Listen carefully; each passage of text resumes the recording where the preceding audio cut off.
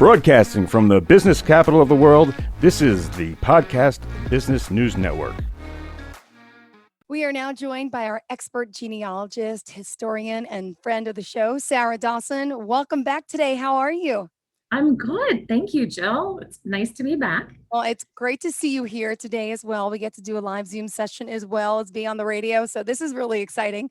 It is exciting. For those that may not know, I know you're from the Metro Denver area in Colorado. Please introduce yourself to our listeners. And I want to point out right off the top, descentdetective.com. And that's your website. That is. So I'm Sara Dawson. I own my own genealogy company, and I have been fascinated with family history since I was young, like 16, and just kind of dabbled in it a little bit here and there. And in 2017, decided to just, get rid of all the other stuff and just do this full time. And I love it because it allows me to help people connect with those stories that have been lost over time. It's an amazing thing. Right off the top, could you share some of the experiences of the people you've helped and what are some of the things you've helped uncover? Oh, it's crazy. The little stuff from, people who they grew up not knowing a family member, and just to be able to kind of uncover those things. Or even, now it's like we think about our grandparents, and, my grandmother's died when I was in my 20s. So I had a great deal of time, but most of the time I wasn't really paying attention to much, right? So not asking a whole lot of questions. There's so many more questions now. And, we get into those daily life things and we forget about kind of the day-to-day stuff. And, the pandemic was a great opportunity to talk about the Spanish flu.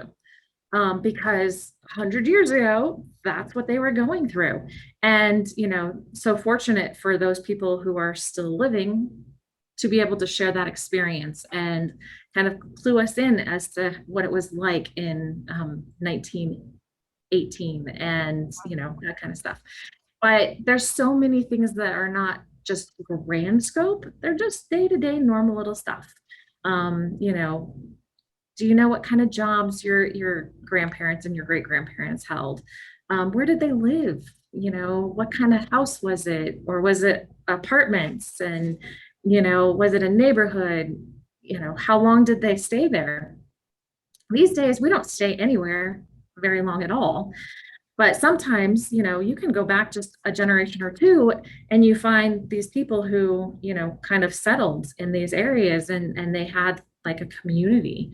And so it's just unbelievable the amount of information that you can uncover from those kind of conversations. So what do you actually look for when you're researching your family history? What are some of the things that you need from someone? So if someone's Right. interested in these services, what do they need to bring to the table? As much information as they know, which sometimes is nothing. Let's be honest, sometimes we just have nothing. But if we have a location, if we have a time frame, that's helpful. Sometimes, we have a name that may or may not be the right name. We have a place that we're pretty sure is the right place, and we have a time frame that's iffy. And then we just start digging. And then, essentially what we always try to do is start with the things that you know and move into the things that you don't know. Building relationships. So, your parents' names are on your birth certificate. Yep. They were there when you were born. So they can testify to the fact that you are who you are and so forth. Birth certificates weren't real common in the 1800s. So we have to kind of do things a little bit differently. We'll have to look at church records. We have to look at wills that were written much, much later. And we just kind of try and piece together the life. And the big thing for me is that I really, birth, marriage, death, great. But there's so much more to a person's story than those three little dates. And, I like to fill in the blanks and kind of kind of get at the person a little bit. Sometimes you can find amazing things in the newspapers, and characters come out, and it's just exciting to kind of feel like these Yeah. people all of a sudden. It's funny. My last name is Nicolini, Nicolini. And there's like a family rumor that, oh, when the great grandfather or grandmother came off the boat, they dropped the C by accident. It's supposed to be two C's. But is that really true? I mean, that's something that you could dig back and look at those Right. legacies of those coming to Ellis Island, right? Right. So, what I would do, the first thing I would do is pronounce your name in Italian, like true Italian, right? Yeah. Right. I know. How to, but okay. So my biggest trick is Google is your friend. Good. And Google Translate actually has a little button that lets you hear what it would sound like in a different language. And C's in Italian are way different. Let's just say there are so many different, we've got the and the right. Yeah, no, they've got more. So, and it depends on whether it's followed by a vowel or, by a double consonant and, so all this kind of stuff. And, kind of sound it out phonetically. And there's a chance that, it might have had another another C in there. But the thing about it is that it would have changed the vocalization. And so you have to play with it to figure out whether it was truly, but my mother-in-law's maiden name was Chiodo, Chiodo, right? In Italian. English, they just say Chido. Right? Yes. CH is right? So it did change the vocalization. I mean, it never changed spelling, but it changed the vocalization because in English, we vocalize differently than they do in Italian.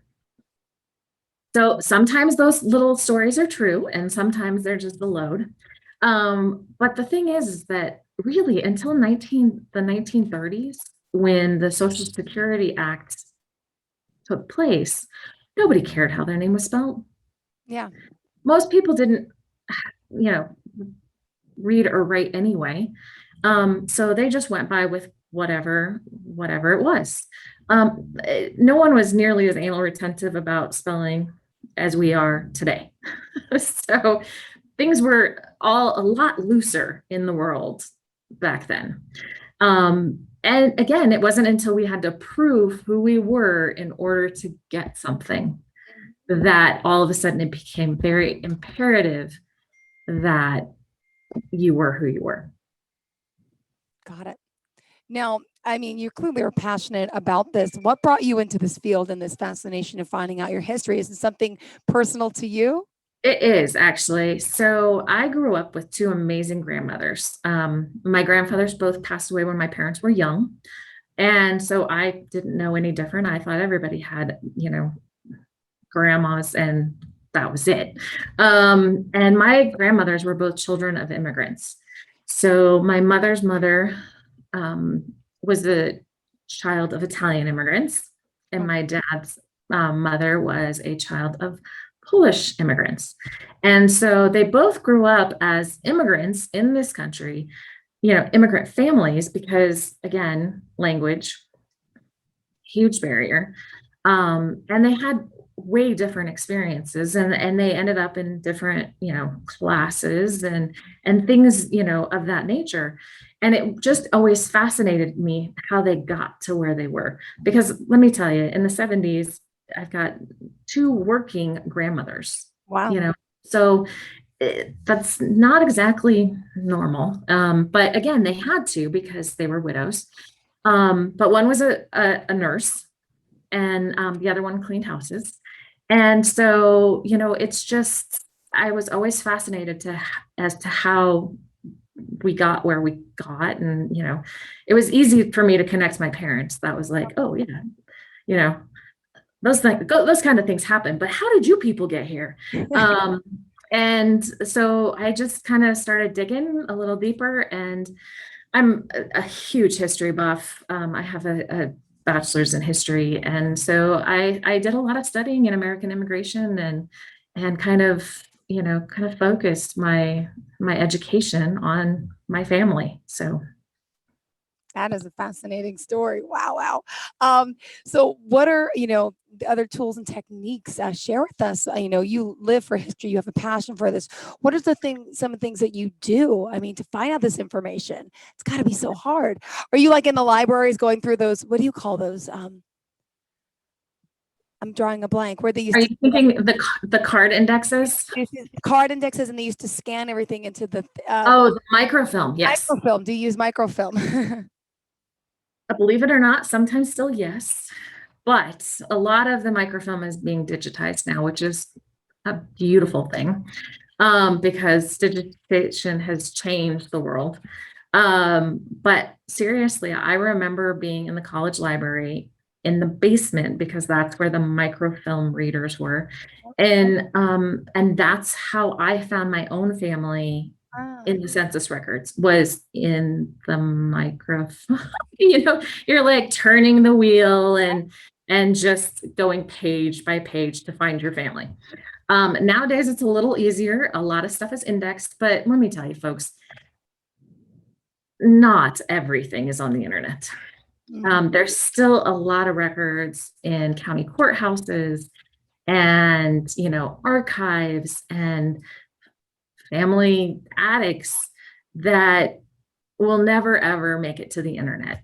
So there's a lot of, it's a lot of digging, a lot of, kind of trying out this place over here and this place over here. And each state is set up so completely different that when you're researching, you really have to know the location where you're looking so that you can kind of dig in and figure out who owns what records, where to go.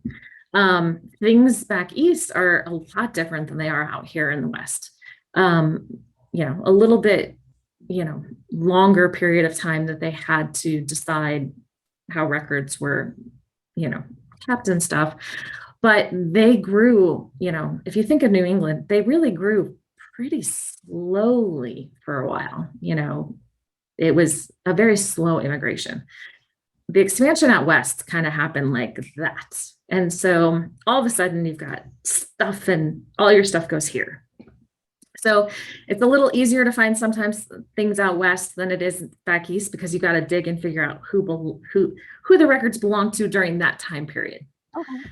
But finding out the location is just huge. Time periods too. One of the things that I pull from history all the time is, what was going on in the world when your ancestors were living? How would it have affected them? Would it have affected them? People read weekly newspapers. Talk about, minute by minute news today. No, they had a weekly newspaper. If they were lucky, there was a daily in some of the bigger cities, but most of the time, it was a weekly paper. In fact, I still live in a town that has a weekly paper. What town do you live in? Can you share? I live in Brighton, Colorado, which is just northeast of Denver. Cool. So, so I still get a weekly paper. Now they do have news online, so I'm a little more connected than that. But it comes out print once a week, and that's how they got their news. But the other thing too is that they wrote letters. There was that correspondence between people that was very tangible, and and they'd be writing letters probably at the same time, and they were crossing in the mail. So sometimes you can get really interesting stories if you can get both sides of the letters. But other times you kind of have to read into the letter and to know, kind of what was going on. But, they used forms of communication that we don't use as often, and we've replaced with digital and cell phones and all that fun stuff. But as far as tangible, that record exists, and it may exist for your family, which is very cool. That is exciting. So you can work with one around the world, or do you stick to the United States? What is your specialty? So most of my clients actually come from the United States. I specialize in Italian and Polish immigrant families. Perfect. You're my Right? friend. Yeah, Right? we need to talk offline, and I need to hire you for doing some research with my family too, if you don't mind. We'll talk about that Absolutely. as well. Okay. Absolutely. So those are my two specialties, but I have worked on some amazing family projects, Hispanic families in Texas, and um, I've got Native American families in Oklahoma and Washington State. And so, it really kind of just depends on the project. But, essentially, I'm there to uncover what's there, but people have stopped telling those stories. Okay. And why would you say it's best to hire a professional genealogist and not use an online service like a lot of people are familiar with today? Right. Why you? And yes. Right. So all of those online services, awesome. I use them. They're tools. Yeah. I use them as a tool, just as many genealogists do. The benefit with me is that I also use all of the tools. So, whereas it could be really costly for somebody to go through and get a subscription to every single website that I use. Yeah. And the other thing is I know how to navigate the genealogy world.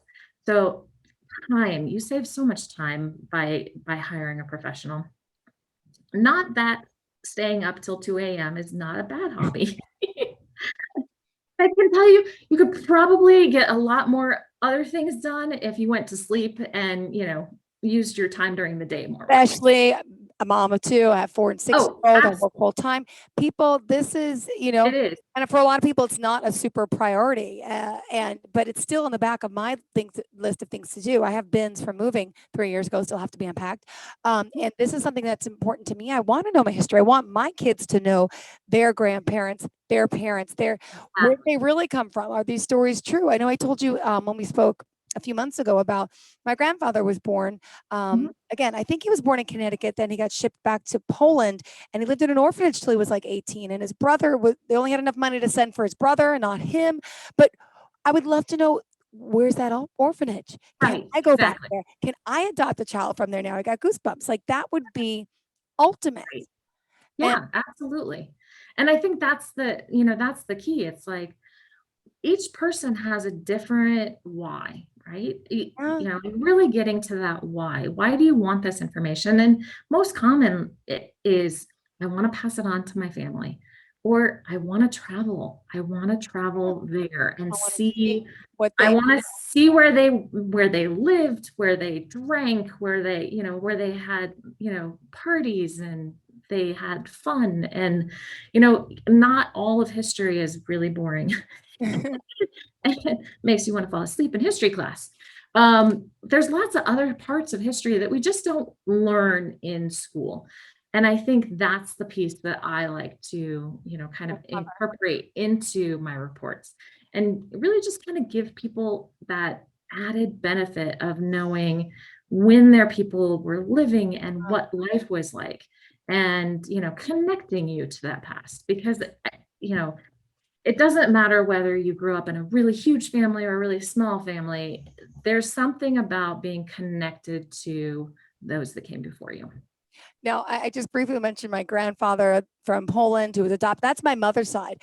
I have a story that'll blow your mind, which I'm sure you've dealt with this before. On my father's side, the Nicolini side, as my grandfather was dying, he was in World War II. And again, we'll deal with him as well. We didn't find out till his death day. As he was dying on the bed, all of a sudden my aunt opened her mouth and told us that, I got goosebumps, when he was in the war, guess what? He fell in love with a woman and there's another child. There's an Anthony Nicolini in the Philippines. And wait, I got goosebumps. Yes. I work in television in New York City. And one day someone was on Facebook messaging me with the Nicolini last name. And now I got goosebumps. We've connected. His name is Reagan. He had pictures of my grandfather with letters. Goosebumps. So now I know that my other uncle lives in Philippines and we communicate through Facebook. And what a story to find out on your deathbed. He didn't want to tell anyone. And so it's not uncommon. I have another client who also has kind of a deathbed confession. And it was, I'm still working on substantiating it because, Yeah. it's been a little bit longer. But yeah, it is. It's like, it's this whole other family that they You want had. to, yeah. And, and so there's lots of different ways that you can, kind of dig. And DNA is a great way to, kind of uncover those lost branches in your tree. And again, everybody's story is different. Yeah. And, it's just awesome that the world is so globally connected now that, we can have those relationships with those long lost Yeah. people that we didn't know Siblings or existed. parents, not knowing you had another parent. I mean, this is Yes, fascinating stuff. it is. And It is. nowadays, a lot of the younger generation are doing those ancestry DNA or 23andMe or tests, which is like, Mhm. I got another story that'll blow your mind, but I'll save that for when we talk privately. But really, the stuff we can uncover, it is amazing. And I'm so passionate about this, not just because this is my job to interview you, but I'm glad that you're back. I didn't know you were coming back today. When I saw your name on the sheet, I said, yes, I've been meaning to connect with her privately too. So it's a pleasure to have Awesome. you here. Absolutely. And we still have 7 minutes left in the show. What else do you want to share about you, your work, your services, and to your viewers and listeners out there? Absolutely. So to everybody out on the airwaves today, hey, go out and check out my website. It is The Scent Detective, and let's get this straight. I am a decent detective Yes. as well, but Descent Descent. actually is DESCENT detective.com and /podcast, and you guys have your own page. So connect with my newsletters, get information on genealogy, check out my blog, book a 30-minute free consultation. Hello, I'm giving away a 30-minute free consultation. If you have questions, you want to, ask, how do I do this? Do you want to do it on your own? That's awesome too. But if you need to know what I can do to help you, book the 30-minute consultation. It's a no-brainer. Right. So, and then you'll get a couple freebies if you book and sign up to subscribe to the newsletter. And yeah. Awesome. Now, you also, I read on the website, you do house histories too, right? People that are I moving. do. Explain Yes. this. This is cool. Right? too. Yeah, because well, growing up in Denver, lots of older homes. I won't say too old homes because, hello, East Coast. Yeah. But the 1880s are still pretty old, Yeah. right?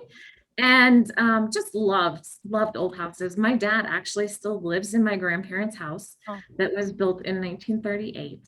And it's a nice, cute little bungalow. And I just love Denver bungalows. And And the memory, so, sentimental value of that is so beautiful. right, Yeah. right. And so I've always loved architecture. I probably would have been an architect if I hadn't decided to become, a history geek instead. But this is a way that I can use all my history knowledge and all my research knowledge and help people kind of uncover the stories of their house. And if you think about it, especially when families like mine have lived in the same house since 1938, there's a lot of history in that house. But imagine somebody coming into a house that was built in the 1880s and wanting to know more about, why is this house here? And, what did it look like back then? And how has it evolved over the years? We remodel homes all the time, right? And, Colorado has some of the greatest historic tax credits for historically designated houses. And so I love to be able to kind of help people, research their home and, see if it can be historically designated. And then they would be eligible for tax credits. to do repairs on those old homes that, might need a little extra tender love and care. So yeah, it's awesome. I love old things. Yeah.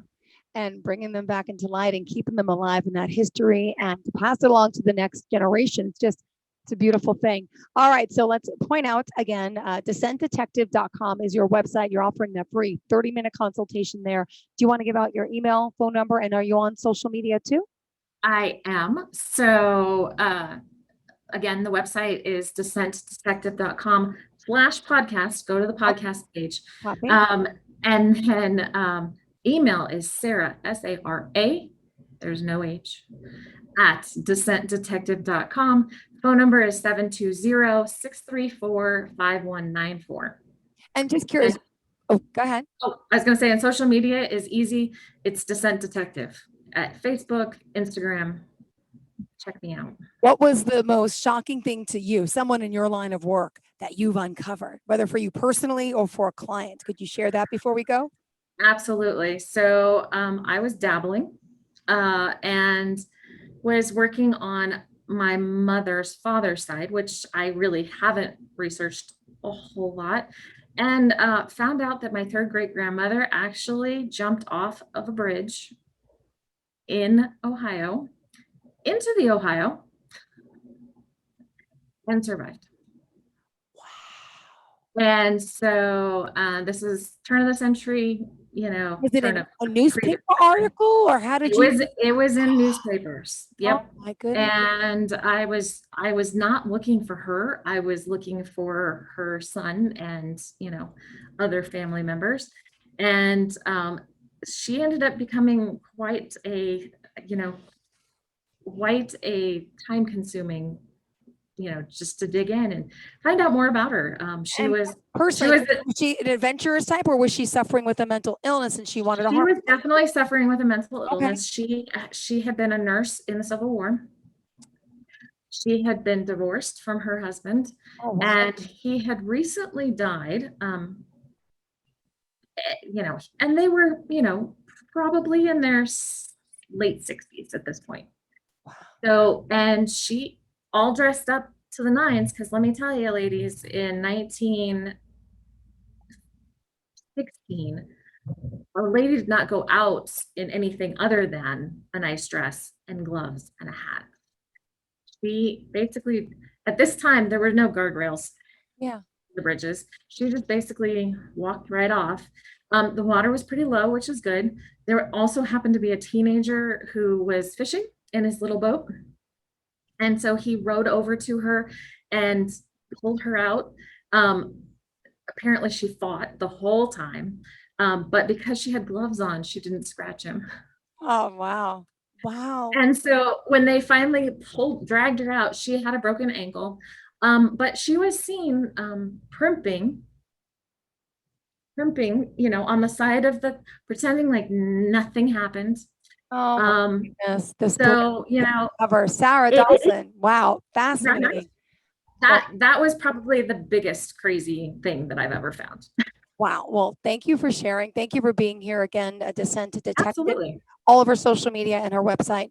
Thank you for your time. We'll be in touch. You have a great day. Okay. Thank you so much. You too. Bye-bye. It's the same. Stay tuned. More of the show is on the way.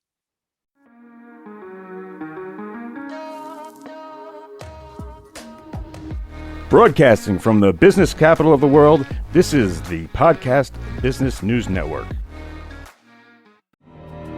For nearly 2,000 severely injured veterans, everyday life has become filled with barriers.